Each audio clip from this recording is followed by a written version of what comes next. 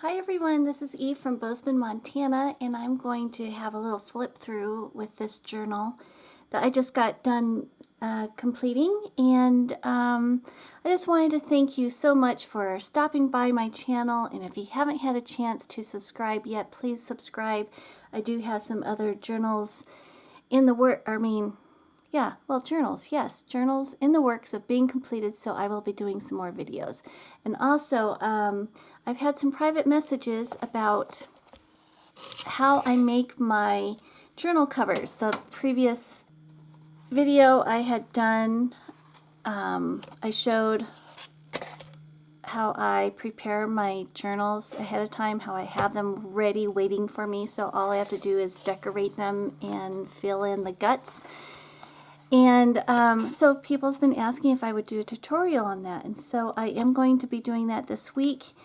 And it is just so nice when you have these already made ahead of time, because if you feel like you have a little window of creating something, you can come up here and you can complete the front cover, decorate it any way. You could choose any theme once it's at this state. Well, let me grab some things that are just around here. Like this could easily turn into a steampunk journal. You can add just maybe a metal Tim Holtz plate, and isn't that pretty? Or even use his die cut nameplate that you can make. Or let's see, you could do any kind of collage. What do I have here? I have this image.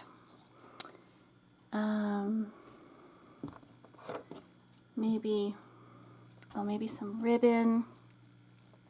This is why I love making journals. The possibilities are endless. Maybe kind of double it. Just endless. Maybe a piece of burlap. So just designing a little layout. Here's a little compass. And I mean, how fun is that? And it's just grabbing whatever you have in front of you. If you're having a hard time thinking, okay, I'm not much of a outdoors person, you could easily swap that out and put in these little girls. Let's see, grab this little tag. You could make this into a little closure by putting this behind it and then having your seam binding or some kind of string. You can even poke that out a little bit. You know, it's just endless. So I am going to be doing a tutorial of how to make your journal covers just so they're ready, waiting for you. But this video is actually going to be about this journal that I just completed. And I make just to show it to you because it is completely different from the last journal that I videoed. The other one was the Gypsy Cowgirl, and it was just so bright and vibrant and playful and just beautiful. And this one's beautiful, but it's more quiet and shy and maybe even, I don't even know. It's just a completely different personality, which that is why I love making journals. It truly can reflect how you're feeling while you're making it, and this one is very calming. I'll just walk through it, and like I said, I'm just excited to show you it. This cover is one of my images that I took. It's a grizzly bear, and I turned it into a little piece of artwork. And I don't know if you've seen my other videos, but I've mentioned that I'm a photographer and I love to do wildlife and scenery and just lifestyle photography. And it just makes me happy when I can use those images in my other forms of art. So all the images are from either me or my husband, and I've just manipulated them and turned them into more like a watercolor or a painting. Yeah, so you'll see as I go through. This journal I actually made out of cardstock, and I have 4 signatures in it. I did some messy stitching on the front, which I think is kind of pretty, and I left all the strings. I like to do that. It just makes it look more vintagey.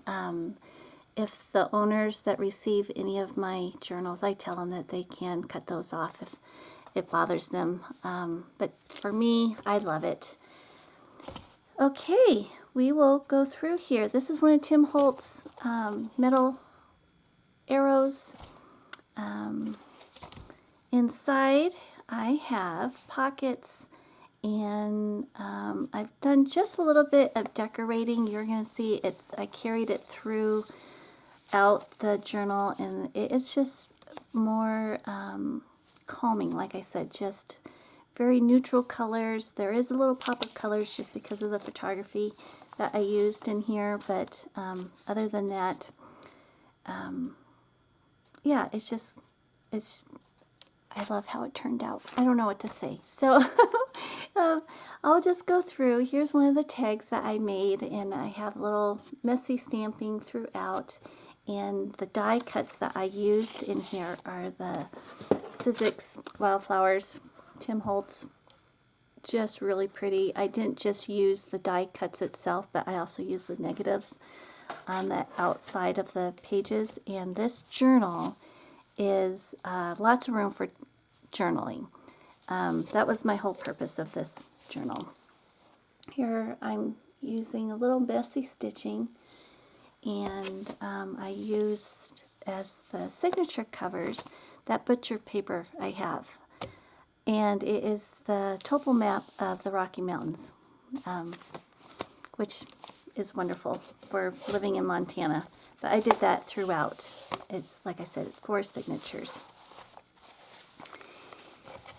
The pockets are, well, all the papers are tea dyed, and so the pockets are as well.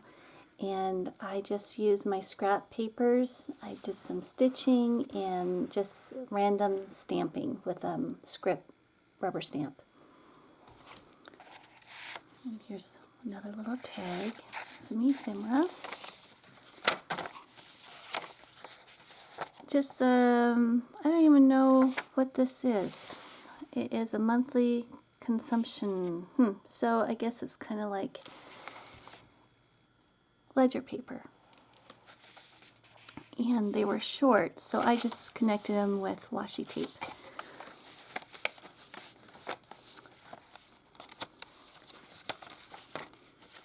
Here is a mountain lion that my husband actually took a picture of, and I turned it into a little piece of artwork. And a little side pocket, and I used all my little scraps to make my pockets in this journal. Guest tag, other different kind of tag, and here's where I was talking about where I sewed on the outside of some of the pages, and I used the die cut. This is an old tea bag and cloth, and I just messy stitched it before I sewed it into the signatures. Here's the center of the signature here. Another pocket. Like I said, I just kind of carried that through the journal, and it's just subtle. Here's a tag that I made. That pocket. I wonder if I should scoot this in a little bit. Would that make it easier? I don't know if it will or not. Here is a tag that I made during the retreat that Gail had, and our friend Catherine taught me how to make it. And I actually used her stamp and even her seam binding, and I think she even gave me the little butterfly as well. So I did the stitching and added, and I just love it. And she said she had learned this process from Gail, so that probably looks familiar to some of you. we're just going to flip through here. Yeah, I've been getting some of these projects completed because my daughters, 20 and 23, are coming back home. The one was gone since January, and the other one left just 2 months ago, and they're coming back on Thursday. I'm so excited. So I'm going to be playing as long as they're here. So I thought I better get some of these projects done so I don't feel like I'm going to be behind. So here's one of those ephemeras from my great-grandfathers. And here is another picture. This is a mountain goat just from down the canyon, not too far from where we live, and I turned that into a little card.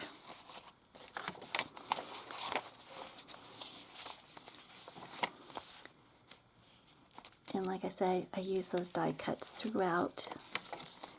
And this is also an image that we took out in Yellowstone.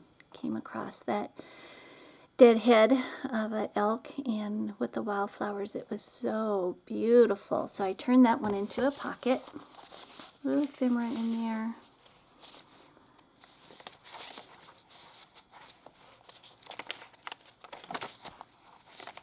Yeah, it's kind of fun to see the different kinds of personalities you can turn all your journals into. Here's another one of those cards.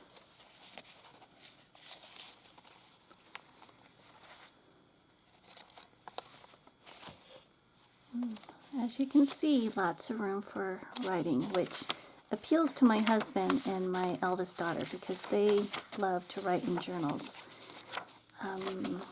I just make them. I don't even write in a journal. I don't even know what to write and say.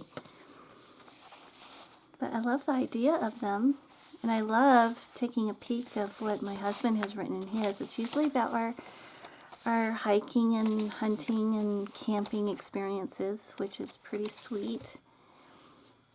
Here's another little pocket with some ephemera. Yeah, so my husband and I were empty nesters for the first time over the summer. And, you know, we raised our kids to be independent, and we're so happy that they are adventurous.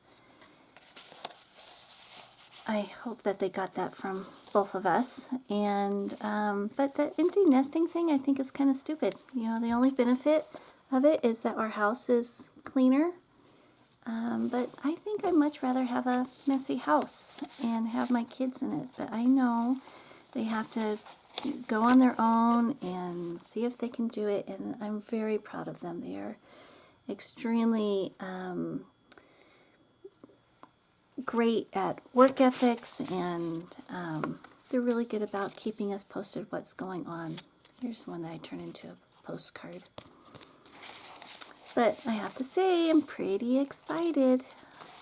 I know they want to go hiking and kayaking, and hopefully we'll go dancing at the street dance down in Bozeman on tomorrow. Is that tomorrow? No, Thursday night. Thursday night. So we'll see. I got all sorts of ideas. I can't wait to fix meals for them. Okay, so we're still flipping through, and yeah, isn't this kind of a fun journal? Just completely different from the last one that I showed you. Oh, another postcard.